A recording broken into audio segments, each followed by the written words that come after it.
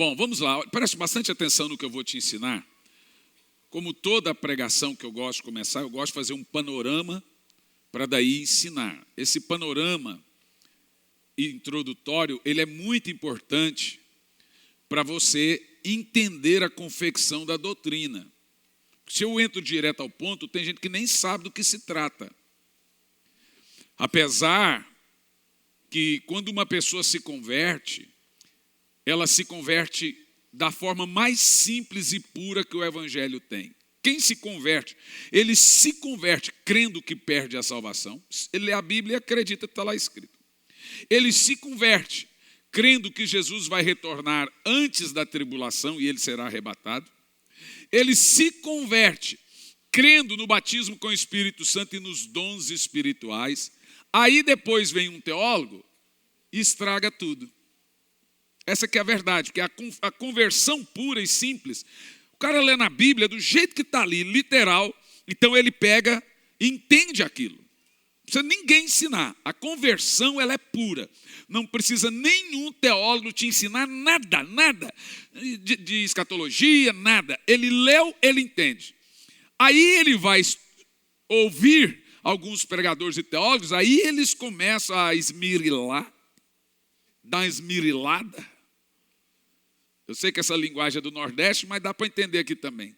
Dá uma esmirilada, e aí você começa, não estou entendendo, na realidade você está desentendendo. Nós precisamos compreender que é muito simples a exposição e a pregação do Evangelho. Então vamos compreender um pouquinho disso aí. Os termos que eu vou usar aqui são termos teológicos, não são termos bíblicos. Então também cabe a mim te explicar o porquê desses termos teológicos no que tange a doutrina das últimas coisas. A Bíblia Sagrada, ela é entendida de três maneiras: literal, tipológica e simbólica. Ela também é constituída de 10 doutrinas. São elas: teologia, estudo de Deus; cristologia, estudo de Cristo; paracretologia, o estudo do Espírito Santo; angelologia, o estudo dos anjos; antropologia, o estudo dos homens; soterologia, da salvação; hamartiologia, do pecado; bibliologia, da Bíblia Sagrada; e a última, escatologia. Escato, a palavra escato é a palavra fim. E a palavra logia ou logoi é a palavra estudo. Então, escatologoi ou escatologia. A escatologia ou escatologoi é a última doutrina na Bíblia Sagrada. Qual é o nível de importância da escatologia, da escatologoi? O nível da importância da escatologia é o fato de você estudar o final de todas as coisas. Por exemplo, o ensino da escatologia, no caso moderno, ele é tirado de Mateus, no seu capítulo 24. Por favor, Tiago, põe desde o verso 1, Mateus 24, desde o verso 1. E aí, para você entender o porquê existe a escatologia, Mateus 24 começa falando disso. O próprio Senhor Jesus dá uma importância gigante e muito grande para o ensino das últimas coisas. E quando Jesus ia saindo do templo, aproximou-se dele seus discípulos para mostrar a estrutura do templo. Jesus está saindo do templo, os discípulos agora estão com o coração cheios de ego, o templo é a grande glória e orgulho do judeu, e eles olham, Jesus, olha isso aqui, olha essa beleza, olha como esse templo é bonito, olha isso. E Jesus gosta de jogar uma água no chope, né, das pessoas. Jesus, porém, lhes disse: não vedes todo esse templo aqui? Em verdade vos digo que não ficará aqui pedra sobre pedra que não seja tirado. Congela. O termo pedra sobre pedra não está ligado ao final dos tempos e nem à novela da Globo. O termo pedra sobre pedra aí está ligado à invasão no ano 70 de um general romano chamado General Tito. Jesus, quando ele vai falar do final dos tempos, ele responde a 3 perguntas dos discípulos. E aí você vai entender por que Jesus usa o termo não ficará aqui nesse templo, não ficará nesse templo, pedra sobre pedra que não seja tirado. Você quer ver? Continua o texto. E estando assentado no Monte das Oliveiras, chegaram-se os seus discípulos, em particular, dizendo, presta atenção, irmãos, que eles fazem 3 perguntas a Jesus. Dize-nos, Senhor, quando serão essas coisas? Que coisas? Pedra sobre pedra ser tirado. Segunda pergunta, e que sinal haverá da tua vinda? Terceira pergunta, e que sinal haverá do fim do mundo? Aqui começa a escatologia. Se você também caminhar por Apocalipse, o livro de Apocalipse contém também 3 perguntas iniciais de todos os seus capítulos. Então o Senhor diz a João, escreve as coisas que vistes, escreve as coisas que são, e escreve as coisas que serão depois dessas. Então, parte do Apocalipse é as coisas que João está vendo ali no seu período de igreja. E ali contém a perseguição do primeiro século, ali contém os crentes morrendo nos coliseus, nas arenas, ali contém as 7 igrejas da Ásia, que vai até o capítulo 3. Porque no capítulo 4, versículo 1 de Apocalipse, começa assim, ó, sobe para cá, João, eu vou te mostrar as coisas que hão de acontecer. Ali, esse sobe para cá, a partir dali, some a igreja do Apocalipse. Ela sumiu, acabou. A igreja em Apocalipse está até o capítulo 3. No capítulo 4, temos ali uma ideia do arrebatamento, que o Senhor diz, sobe para cá, e eu vou te mostrar agora as coisas que serão. No capítulo 19, volta a igreja. Então ela fica do capítulo 4 ao 19, em outras palavras, toda essa tribulação terrível que tem no Apocalipse, não existe igreja, ela não está lá. De acordo com a visão profética, na hora que João sobe, no dia do Senhor, ele diz, porque no dia do Senhor, isto é, no domingo, eu fui arrebatado em espírito, ele subiu, e o Senhor mostrou para João todo o Apocalipse, ele não viu a igreja. Porque a igreja subiu com ele.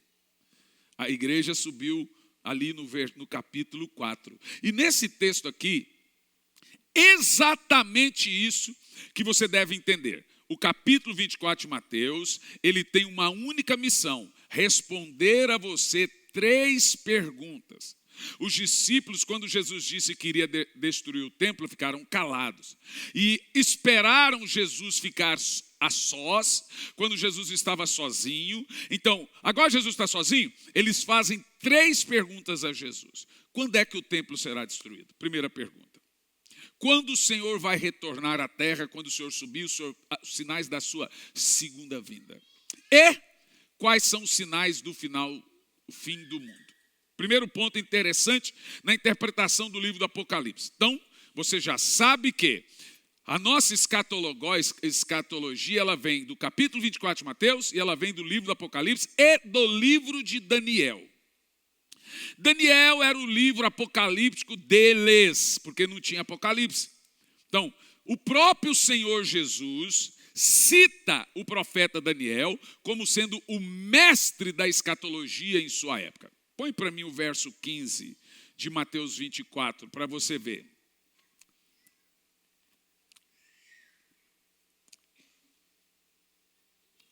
Quando, pois, vistes, presta atenção, a abominação da desolação de que falou o profeta Daniel, presta atenção. Quem lê o quê? O profeta. Jesus está dizendo, quem lê, ele está falando, o texto é sobre o profeta Daniel. Quem lê o profeta Daniel, entenda. Por quê? Porque no capítulo 9 de Daniel tem uma profecia que se cumpre, que vai encaixar na destruição do templo em Mateus 24. E Daniel profetiza que o povo do príncipe que há de vir pisará a cidade e o general sacrificará um porco no templo do Senhor. É exatamente isso que Jesus está falando. Aqui nesse texto, Jesus continua dizendo, olha, vai ter uma desolação, vai ter um escárnio, vai ter uma abominação no templo do Senhor. E você precisa, Jesus diz, que para o seu bom entendimento escatológico, você precisa estudar o profeta Daniel. É isso que Jesus está falando. Jesus está instigando cada um de nós a começar a escatologia, começar a doutrina do retorno de Cristo, estudando o profeta Daniel. Já que você não estudou o profeta Daniel, vamos costurar Mateus, Apocalipse e Daniel. Por exemplo, olha o que Jesus menciona sobre essa desolação profetizada pelo profeta Daniel e que vai, no caso aqui de Jesus, se cumprir 40 anos depois da sua morte, isto é, no ano 70. Jesus morre 30 anos depois da sua morte. É verdade, tem um vácuo de 30 anos do nascimento de Cristo, é comparado. O nascimento de Cristo é 30 anos antes do seu nascimento de fato, isso no calendário, tem esse efeito lá. Se não seria, Jesus, 40 anos depois da morte de Cristo, tem a invasão de Jerusalém, no ano 70. Perceberam o que eu estou dizendo? Então a gente tem esse vácuo aí de 30 anos. Continuando o texto, diz assim, então os que estiverem na Judéia, fujam para os montes. Gente, esses textos aqui não são de nossos dias. Você vai se lembrar que a resposta de Apocalipse, de Mateus, é primeiro respondendo aos dias em que eles estavam vivendo. E aí Jesus está dizendo da invasão dos romanos, liderado pelo general Tito, que vai a Jerusalém num dia de sábado. Por que num dia de sábado? Porque eles fecham os portões e ninguém faz nada. Então, general Tito e seus soldados entraram escondido antes das 18 horas da sexta-feira e fechou os portões e ficaram lá dentro escondidos. Quando os portões estivessem fechados e fecharam, eles saíram dos seus esconderijos, e a história conta que os cavalos dos soldados romanos escorregavam com o sangue dos judeus. O que esse general chamado Tito queria? Ele queria o ouro. O judeu é mestre ourives, tanto o judeu como o árabe, e o judeu tem muito ouro. E eles sabiam que tinha um templo, e que o judeu coloca no templo todo o ouro possível. O ouro para o judeu serve para colocar no templo. O que o general Tito fez? Ele, não sabendo, procurava ouro e não achando, ele percebeu que o ouro estava todo entre pedras e pedras e pedras e pedras. O que ele foi fazendo então? Tirando pedra sobre pedra, cumprindo-se o que Jesus diz, não vai ficar nesse templo pedra sobre pedra que não seja tirado.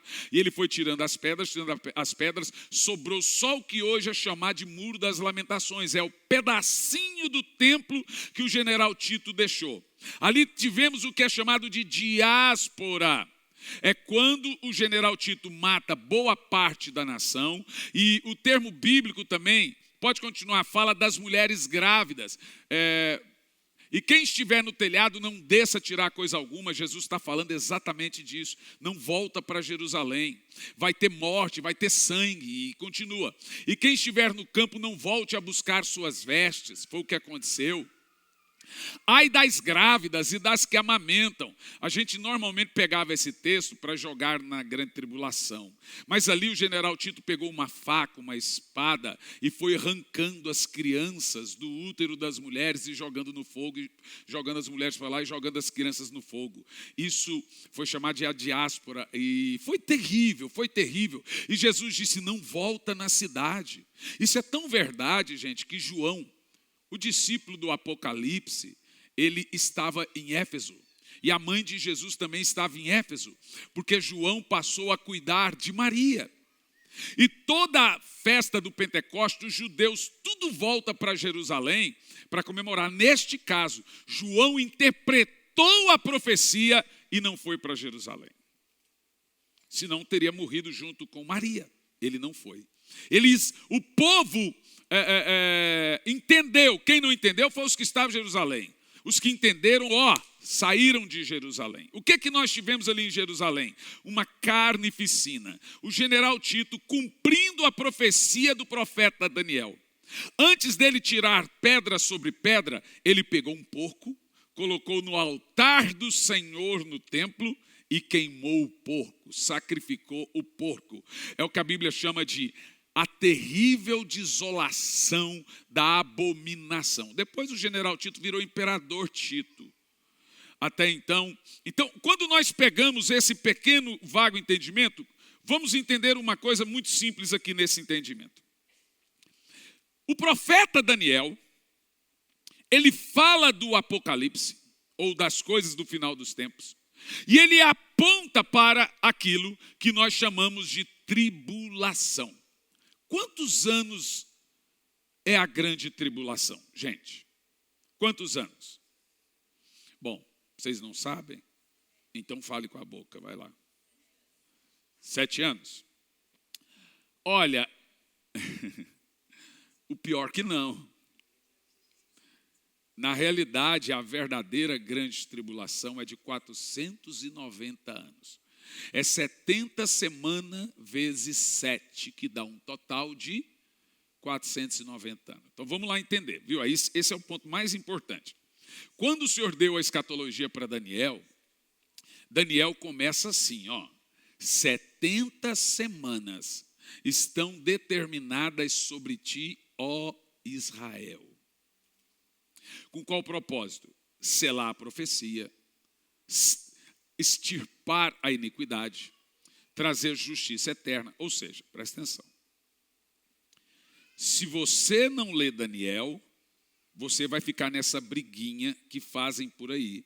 E, infelizmente, os teólogos tradicionais não leem Daniel, porque eles sabem que se ler Daniel não dá para fugir do arrebatamento.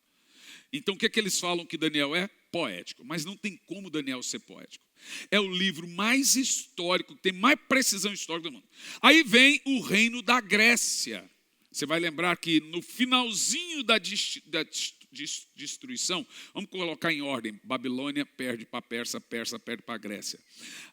Vem lá os 300, você vai se lembrar, os 300, eu não lembro o nome do lutador. E eles entram em guerra, os persas com os gregos. E essa guerra dura muito tempo. E depois eles vencem a batalha contra os gregos. Aí vem Roma, dentro dos gregos tem Alexandre. Aí vem Roma e vence a batalha contra os gregos. Roma é o grande dragão, porque ela é o reino mais perigoso e pior de todos. Mas dos 4 reinos, tem um 5º reino profetizado pelo profeta Daniel, que a Bíblia fala que uma pedra, Babilônia, Roma, é o pé de barro. Vai lembrar da estátua? Estátua de ouro, bronze, ferro e barro. Roma é o pé de barro. E a Bíblia diz que uma mão invisível, uma mão sem pessoa, joga uma pedra e quebra os pés da estátua, no caso a estátua de barro. A estátua é quebrada. Quem é essa mão e quem é essa pedra? E aí o profeta Daniel profetiza que o próximo reino, esse reino da pedra que quebrou a estátua, será um reino sem fim, um reino inigualável, um reino de justiça. Ou seja, nós estamos dentro do reinado dos 4 reinos. O próximo reino é o reino eterno, o de Cristo. Se Daniel estava certo nos 4 reinos, será que ele estaria errado no 5º? Não está. E é esse o ponto que você precisa entender. Por quê? Quando Daniel vem profetizar a grande tribulação, gente, o povo de Deus estão exilados na Babilônia. Você vai se lembrar que Neemias e Esdras são liberados junto com um grupo de irmãos para a reconstrução dos muros e ruas de Jerusalém. Por quê? O que acontece? Acontece que o filho de Salomão, um jaguara, ele fica cego, seus filhos morrem, porque ele desobedece a Deus. Vem a história de Jeremias mandando eles se renderem à Babilônia, e eles não se rendem. Jeremias é jogado num fosso e etc. Ali a nação é destruída pela primeira vez, o templo é destruído pela primeira vez, pela Babilônia. E nessa Babilônia, todo o povo de Deus é levado para lá. Vai passando anos e anos e anos, chega uma hora que o rei permite os judeus voltarem para a sua terra para reconstruir a cidade. Aí você tem toda a história de Neemias e Esdras. E aí Daniel está antes disso, vocês se lembram. Daniel profetiza o futuro disso, ele está dentro da Babilônia, profetizando os 3 reinos futuros. Mas tem uma coisa que Deus dá para Daniel. O que Deus dá para Daniel? O final dos tempos e o retorno de Cristo. Mas ele traz uma coisa que vocês precisam entender. Ele diz assim: eu vejo, diz Daniel, 70 semanas sobre a nação de Israel. 70 semanas dividido por 7. Olha o que ele diz. A semana começa a contar. Em Israel não tem a palavra semana, tá, gente? É só a palavra 7. Por isso que a gente tem que fazer um curtucionismo da semana. A semana não existe em Israel. O 7, a semana começa a contar dentro da profecia de Daniel no exato dia que Neemias chega na cidade. A hora que Neemias chega na cidade, começa a contar as 70 semanas, que daria um total de 490. Então a profecia era essa: 490 semanas para estipar, etc. E aí então Jesus voltaria. Olha como fácil você entender a profecia. O que acontece? Começa a contar em Esdras, começa a contar em Neemias as 70 semanas de Daniel. Como é que isso pode ser poético? Com toda a precisão dessa, como é que isso pode ser poético? É porque as profecias de Daniel, elas denunciam severamente quem não crê no retorno de Cristo. Só que tem um pequeno problema.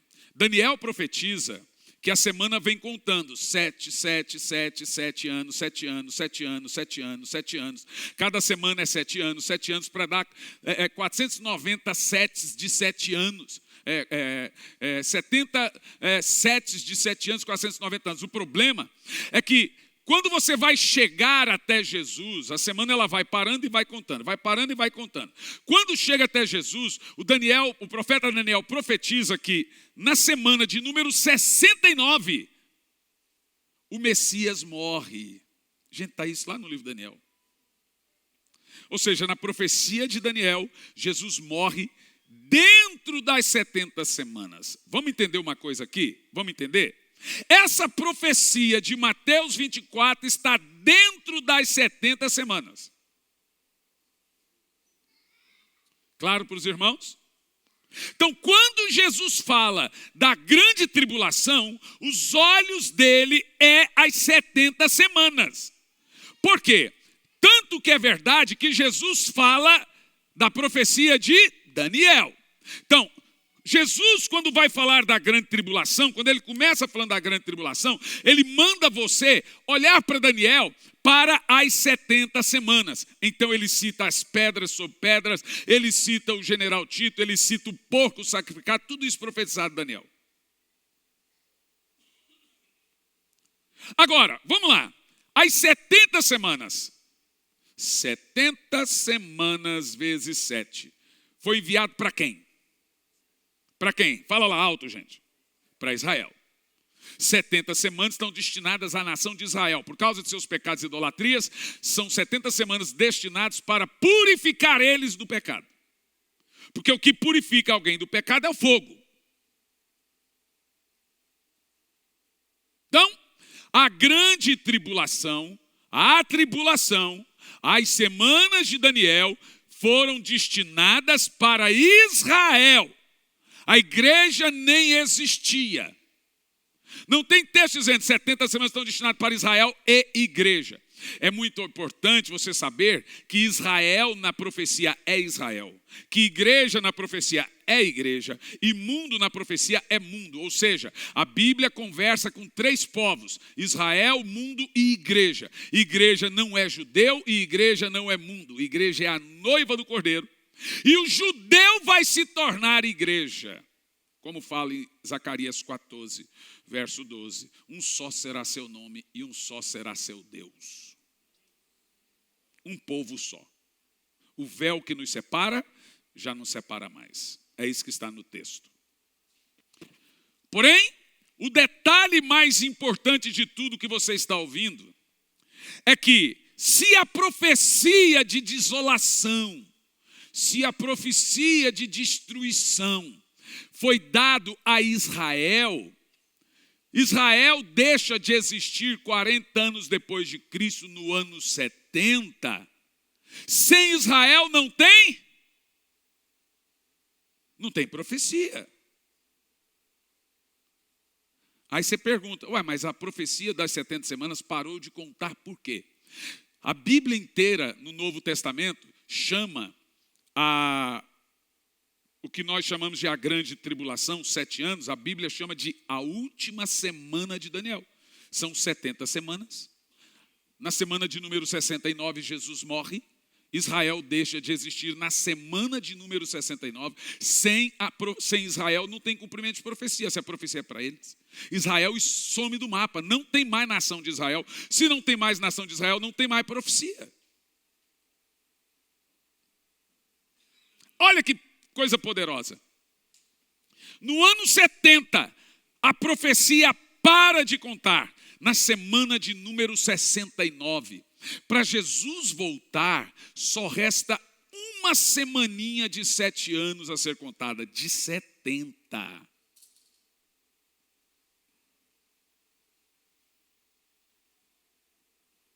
Mas existe um detalhe. Em 13 de maio de 48, através de uma assinatura Minerva de um brasileiro chamado Oswaldo Aranha, a ONU chancela a reedição de Israel. Depois da morte de 6 milhões de judeus, a ONU percebeu que Israel precisa da sua terra. Então, Jerusalém existia, só não oficialmente. Então, tem as cruzadas, tem os otomanos, tem os muçulmanos, ali que nascem os muçulmanos. E tem todo esse povo, e aí a Igreja Católica faz a chamada cruzada para expulsar todo esse povo de Jerusalém, porque o povo queria fazer as suas caravanas para Israel e não podiam. Então os cruzados, os soldados, a companhia de Jesus, chamada, ganhavam um dinheiro absurdo para proteger os peregrinos na caminhada para Jerusalém. Lá está a cidade. Os otomanos constroem a mesquita de Omar, que é o domo, em cima do domo da rocha onde era o templo do Senhor. Os muçulmanos e otomanos constroem a mesquita de Omar. Isso é uma abominação também. Nesse período, você precisa entender que a profecia não está vigente. E ela não está vigente porque são 70 semanas, 490 anos, contra Israel. Não tem Israel. Então não tem a grande tribulação. Vocês entendem? Estão entendendo? Então, a partir do momento que Israel voltou a ser nação, olha isso. Eu falei 13 de maio, me corrija se é 14. 14 de maio. Não tomei um Red Bull hoje para a mente acordar, só a metade está acordada, a outra está dormindo. Em 14 de maio de 48, a nação de Israel volta a existir, cumprindo a profecia de Jesus. Quando, pois, vistes o brotar da figueira, a figueira é Israel. A figueira secou, lembra que a figueira secou? Jesus secou a figueira mostrando que a nação de Israel iria secar. E a figueira seca. Quando a figueira brotar, Jesus está perto da sua volta. A figueira brotou há 70 anos atrás. uma geração. Quando essa figueira brotou, a pergunta que nós devemos fazer é: se a figueira brotou, por que não voltou a ser contada a tribulação? Parou no número 69 de 70 semanas. A figueira brotou, então deveria voltar a contar a grande tribulação. Por quê? Se a tribulação ou se a profecia é para Israel. Sabe por quê, irmãos? Porque agora tem uma coisa que ninguém sabia. A Bíblia diz que era um mistério escondido. Só Deus sabia. No meio de tanta confusão, você também esconderia sua esposa. O grande mistério escondido na Bíblia é a igreja. Lúcifer olhou e viu 2 tronos no céu. Ele disse: aquele trono lá não faz sentido. Por que tem um trono vazio? Lúcifer falou assim: eu me assentarei ao lado de Deus. Ele nunca falou que ia se assentar acima de Deus. Ele pensou que aquele trono vago era dele. Mas não era dele. Aquele trono vago é da igreja do Senhor. Sempre foi. Mas não é de Jesus. Eu não vou nem te responder, tá? Jesus está sentado no mesmo trono com o Pai. O outro trono é da igreja. São 26 tronos que tem na sala do trono no céu. O trono do Senhor, o trono da igreja e os 24 tronos. 12 cordeiros, 12 tribos. Entendeu? É os tronos que a Bíblia fala lá no céu. Então agora, a igreja entra no cenário profético. Como a igreja entra no cenário profético, não dá para voltar tribulação. Olha, se fosse para a igreja passar pela grande tribulação, então deveria se contar a profecia no mesmo dia que Israel voltou a ser nação. Para que esperar? É para esperar, porque a Bíblia Sagrada afirma e reafirma que a igreja do Senhor não participa da profecia das 70 semanas. Então, a última semana, ou 7 anos, que são divididos em 2 partes, 7 anos de 7 anos, 3 anos e meio prosperidade, 3 anos e meio destruição total, essa profecia, ela vai se cumprir, ela começa a se cumprir para cumprir as 70 semanas de Daniel, a última semana de Daniel, no exato momento que a igreja deixar a terra. Você quer ver? Apocalipse capítulo 3, versículo 10. Não, vamos pegar, o primeiro texto que está aí é 3 e 10, né, Tiago? Pega ele mesmo.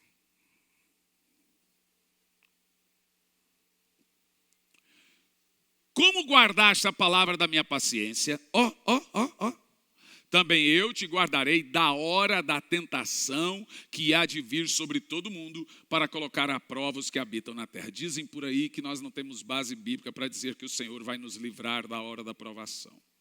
Mas sabe por que eles falam isso? Porque eles sabem que a maioria não lê Bíblia. Aí cola tudo que eles falam. É só o que tem na Bíblia, é Bíblia. E dentro da Bíblia tem mais Bíblia ainda. E o que eu estou reafirmando a você é que só o que tem na Bíblia é palavra de Deus.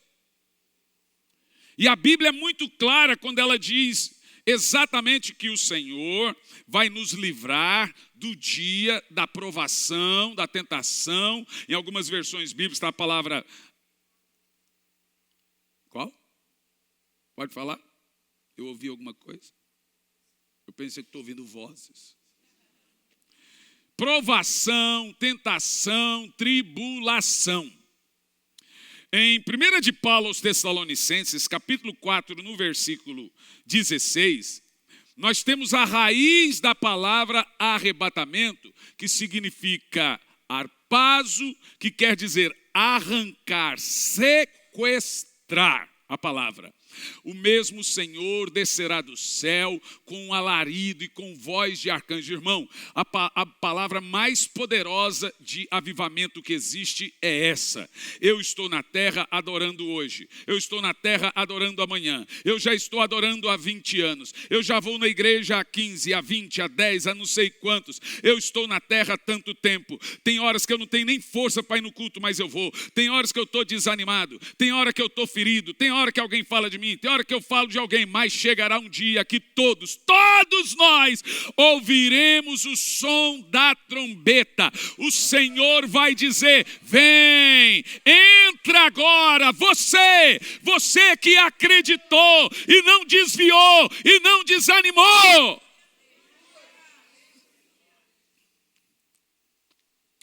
Esse texto não é uma ladainha. O mesmo Senhor descerá do céu. Jesus virá. E essa é a maior mensagem da igreja.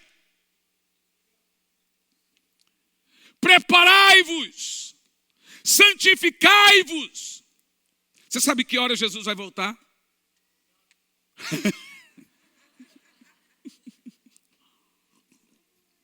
É o que a Bíblia diz. O ladrão da noite. Talvez é por isso que o Senhor reclama tanto para a gente orar nas madrugadas. Lá na roça diz para não ser pego de botina. Sabe, a simples menção, a simples palavra Jesus virá. Jesus voltará. Está havendo uma anunciação acelerada do retorno de Cristo já há 4 anos. Pandemia, tsunamis, violências, coisas terríveis, cataclismos, essas enchentes inexplicáveis, seca, doenças, o povo se desviando. Só no Brasil temos 25 milhões de desigrejados. Irmãos, nunca estivemos tão perto do retorno de Cristo quanto estamos hoje. Jesus pode voltar hoje. Jesus pode voltar agora mesmo. Eu tinha uma camiseta que eu andava assim, aguardando o retorno de Cristo hoje. Eu parei de usar porque não me deixava entrar nos aviões com ela. Eu não estou brincando não, no voo da Air France, né? Fomos entrar no voo da Air France. Quando eu fui entrar, o cara meteu a mão no meu peito. Senhor, não dá. Eu falei, mas não dá o quê? Só porque eu tenho cara de pobre? Eu sou da roça mesmo, eu sou capial. Ele falou, não, senhor, não estamos falando disso não. Sua camiseta. Eu falei, o que tem minha camiseta? Sua camiseta. Eu falei, o quê? Ele falou, está dizendo aí. Eu falei, está dizendo o quê? Leia para o senhor ver. Eu falei, leia você. Aí ele falou, aguardando o retorno de Cristo. Eu falei, você também? Gente, o povo foi neles, reclamou, eu tive que trocar a camisa. Imagina, estou aguardando Jesus voltar hoje, dentro do avião. O povo já fica, era feliz, né? Mas não ficaram, não.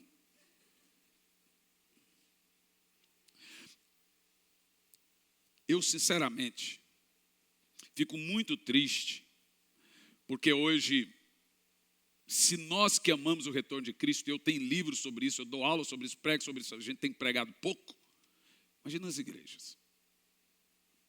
Eu acho que a gente deveria, pelo menos 1, 2 vezes por mês, pregar sobre o retorno de Cristo. Deixar claro para os irmãos que você pode chegar em casa agora e bum! Que coisa poderosa. Nós temos que entender o porquê que o Senhor vai livrar a sua igreja da tribulação. Primeiro, nós acreditamos que existem 3 povos, Israel, igreja e mundo. Nós cremos que existe promessa só para Israel, promessa só para o mundo e promessa somente para a igreja.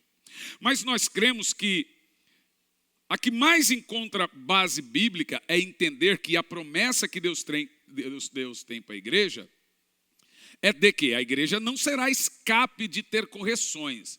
No exato momento que nós chegarmos no céu, haverá um julgamento dos crentes, chamado de tribunal de Cristo. Paulo afirma: todos compareceremos diante do tribunal de Cristo. Então daremos conta das coisas que fizemos por meio do corpo ao Senhor. Então Paulo diz que mesmo salvo, vai ter umas cintadas lá no céu. Em segundo lugar, primeiro lugar aqui que temos, por que o Senhor vai livrar a igreja? A igreja, de acordo com a Bíblia, não é designada para a ira de Deus.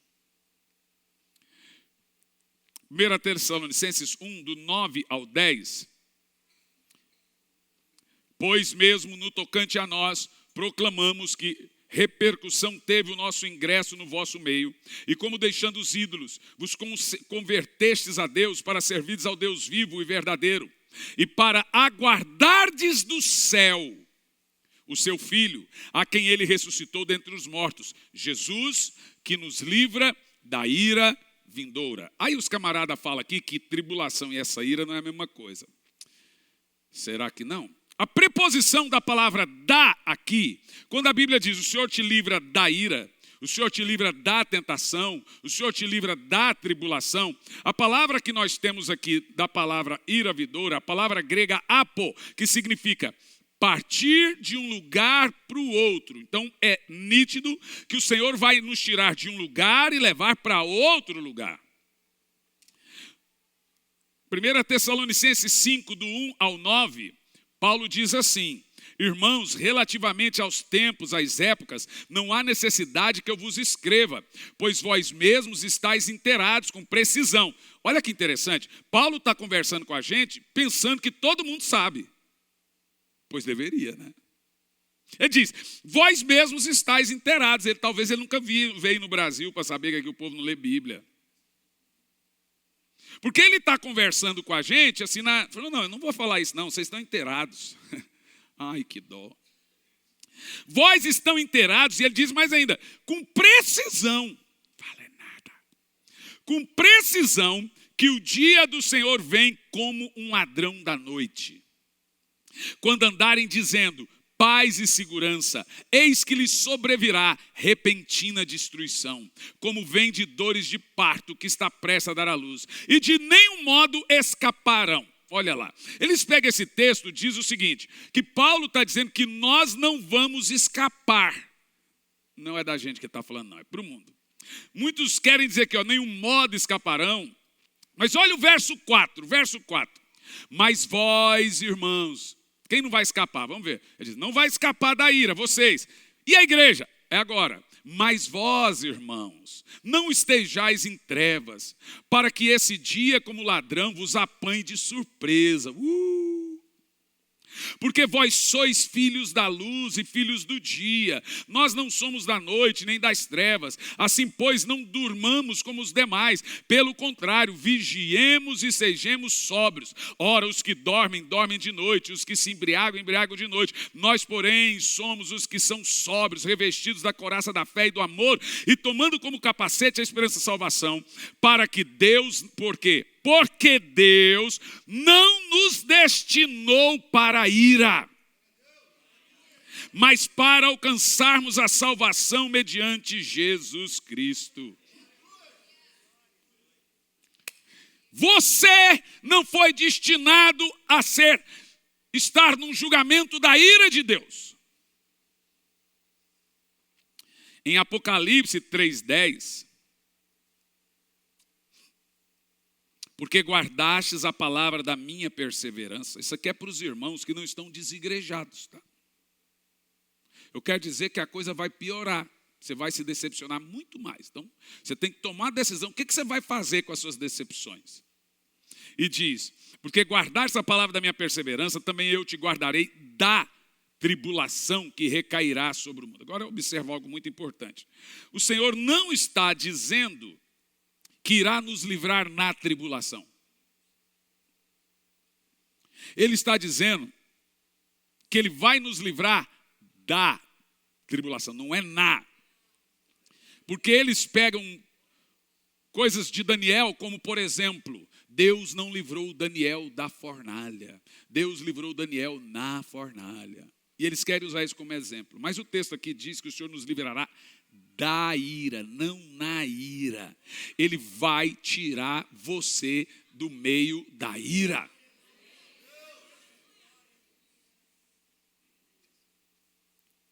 A preposição aí, a palavra da palavra da hora, é a palavra ek, E e K, ou ex, E e X, de onde surgiu nossa palavra portuguesa saída, inglesa exit, hebraica êxodo.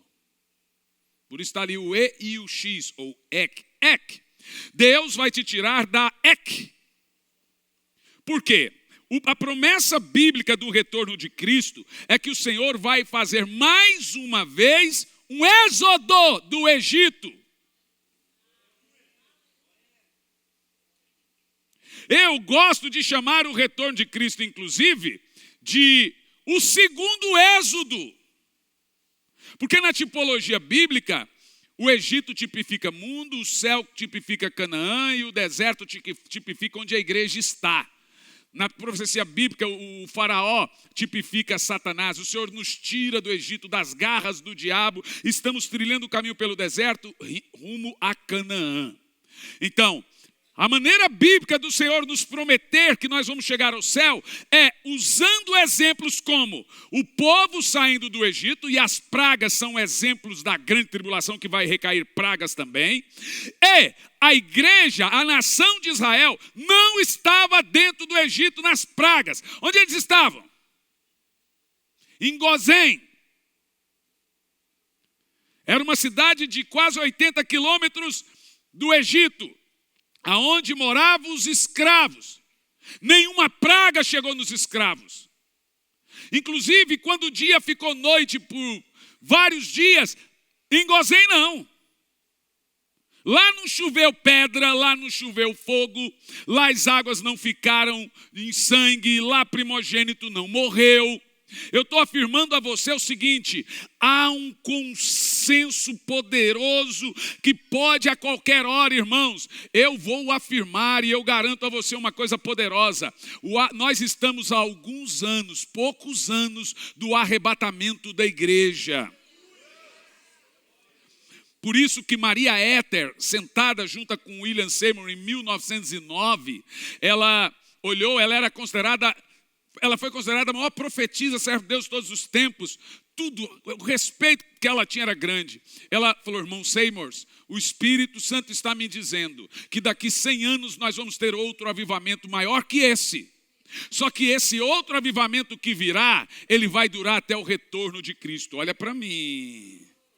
Há uma promessa, que nos últimos dias o Senhor vai derramar do seu Espírito sobre toda a carne, que há uma promessa em que nossos filhos serão profetas. Há uma promessa, Amós diz que o Senhor vai derramar sobre a face da terra fome e sede, mas não de comida ou bebida, mas do Espírito. Abacuque promete que o Senhor vai de geração em geração manifestando o seu poder, e ele não abandona nenhuma geração. O profeta Joel profetiza, o profeta Malaquias 4 e 5 profetiza, todos os servos e servas de Deus. Isaías 44 profetiza. Há uma promessa na boca do apóstolo Pedro em Atos 2 e 39, que aquilo que aconteceu ali não era só para eles. Pedro diz o seguinte: o que vocês estão vendo aqui, a promessa não é só para nós, a promessa é para nós, a promessa é para os nossos filhos, a promessa é para os filhos de nossos filhos e todo aquele que o Senhor chamar.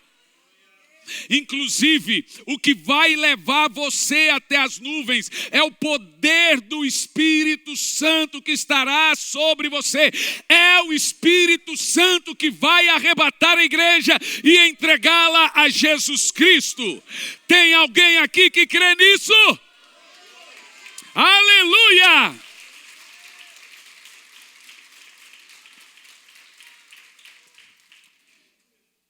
E preciosos irmãos, dentro dos exemplos do arrebatamento, nós temos, por exemplo, os dias de Ló. Um exemplo, olha que tremendo esse exemplo. Os dias de Ló é comparado por Jesus como o exemplo mais poderoso da sua vinda. Olha o que aconteceu com Ló em Gênesis 19 e 22. Afirma assim: apressa-te, refugia-te nela, pois nada posso fazer enquanto não tiver chegado lá. Por isso chamou a cidade Zoar, o nome da cidade. A história que é a seguinte: os anjos chegaram para Ló e falou assim, olha que poderoso, tem algum lugar que vocês podem se refugiar? Ló falou, tem uma cidade chamada Zoar. O anjo disse para ele, corre. Enquanto você não chegar em Zoar, eu não posso destruir a cidade. Sabe por quê? Porque o Senhor prometeu para Abraão. Abraão disse, mas meus parentes estão lá. Aí o Senhor disse para Abraão, enquanto tiver um justo, eu te prometo que não destrua a cidade. É forte ou não é, gente? Está vendo? Por que não tem tribulação no mundo ainda? Porque a igreja está aqui. Mas a igreja está cheia de falha. Mas enquanto tiver é um. O senhor não vai. Não vai. E tem gente que ama tanta tribulação, quer passar, pode passar. Não tem objeção nenhuma. É facinho passar pela tribulação. Quer passar? Pode passar. Ninguém está te impedindo. Eu não quero. Alguém quer aqui? Então pronto. Eu costumo dizer o seguinte, quem está preparado para o arrebatamento, está preparado para qualquer coisa, irmão. Agora, se você não está preparado para o arrebatamento, que você acha que não vem, e ele vier, o que você vai fazer da sua vida? Então prepara para o retorno de Cristo agora, a qualquer hora, a qualquer momento. Não é verdade? E aí, o texto magno que nós temos aqui é do anjo dizendo para Ló, eu não posso destruir a cidade enquanto você não chegar na cidade refúgio. Um outro exemplo que nós temos são os dias de Noé. Enquanto Noé não entrou na arca, e a arca não foi selada por fora, não teve dilúvio. Isso é muito claro. A arca é a nossa proteção. Lá dentro tem animal fazendo cocô, lá dentro tem lixo, tem sujeira, tem tudo que é tranqueira que não presta lá dentro da arca, mas não tem a morte que tem lá fora. A arca é a igreja. Tem tudo de errado aqui. Quer cair? Cai aqui, irmão. Cai dentro da arca. Se você cair lá fora, você não consegue voltar. É isso que as pessoas não entendem. Nossa, e não sei o que e tal. O outro exemplo que nós temos de arrebatamento é o arrebatamento de Elias. Que ele foi arrebatado num abrir e num fechar de olhos. E assim como Elias foi levado ao céu por anjos, nós também seremos levados aos céus pelos anjos. A Bíblia diz que os anjos vão andar pela terra recolhendo os salvos. Glória a Deus, né? O texto de Elias, o texto de Isaías 26, 20 diz assim, presta atenção, isso aqui, eu vou te dar dois textos. Primeiro põe João, não põe Isaías não, põe João 14, versículo 1. João 14, primeiro, agora eu quero vibração nisso aqui, muita vibração. Diz assim, não se turbe o vosso coração. Credes em Deus, credes também em mim. Continua. Na casa de meu pai há muitas moradas. Se não fosse assim, vou-lo teria dito, pois vou para o Pai preparar-vos lugar. A palavra moradas ali, gente, é quartos, tá? Na casa de meu pai há muitos quartos. É o certo. Então aqui nós temos a promessa que o Senhor vai nos levar para as suas moradas, para os seus quartos. Aí Isaías dá um coice nisso aqui, ó. Isaías 26 e 20. Eu quero vibração. Vou entrar nesse quarto. Vai lá, lê em voz alta. Vai, pois, povo meu, entra nos teus quartos e fecha as portas sobre ti. Esconde-te por um momento até passar a ira. Aonde é esse quarto? Lá no céu, lá no céu.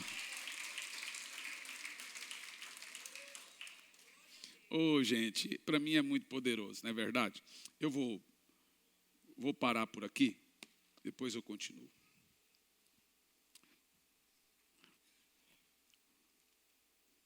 Quando você ouve uma palavra sobre o retorno de Cristo, e os irmãos me perdoem se eu tive que usar de introdução alguns termos bem teológicos, mas eu acho que acrescentou muito no seu conhecimento.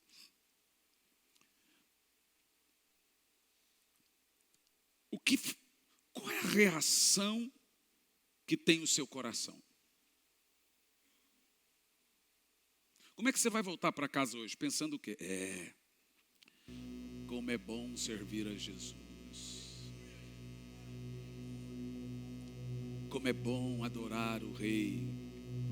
Além do rio azul, as ruas são de ouro e de cristais. Aumenta o meu microfone. Ali tudo é vida, ali tudo é paz, morte e choro, nunca mais, tristeza e dor, nunca mais. Cante bem alto, além do rio azul, além do rio azul.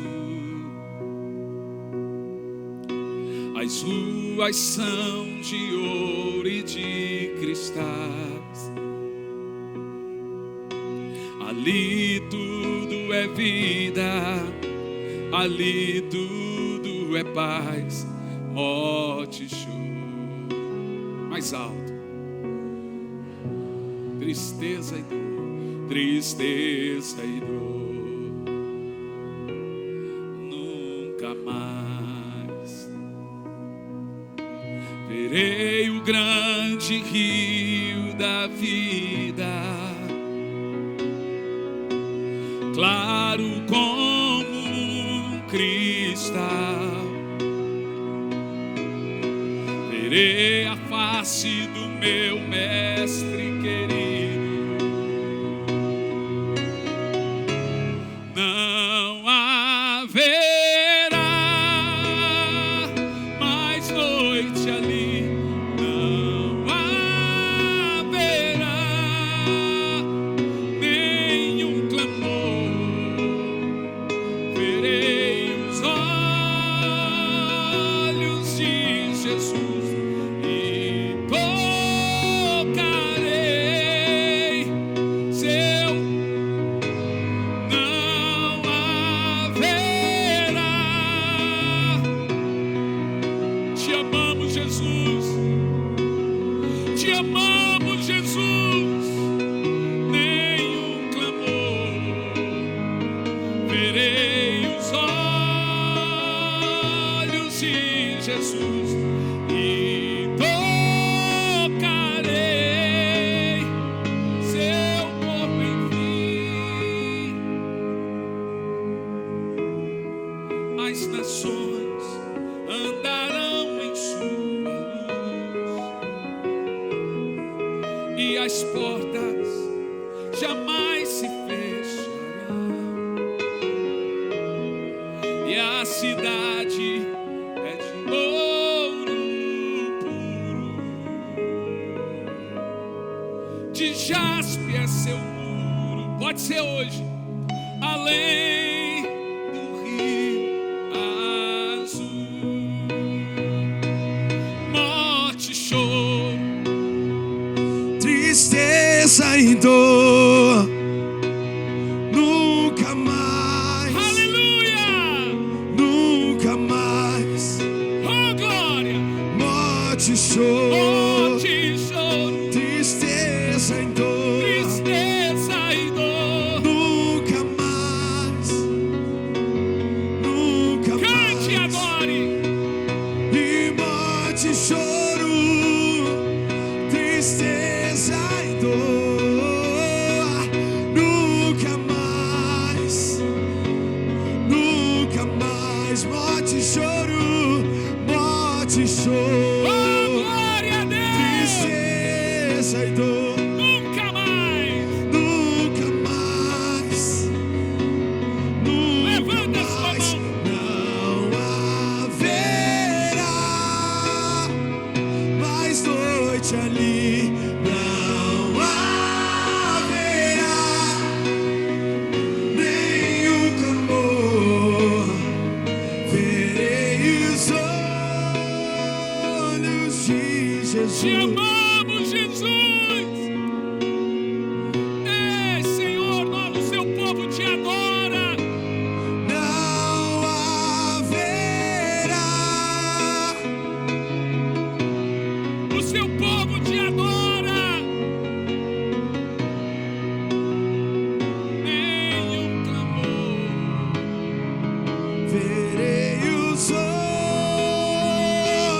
de Jesus.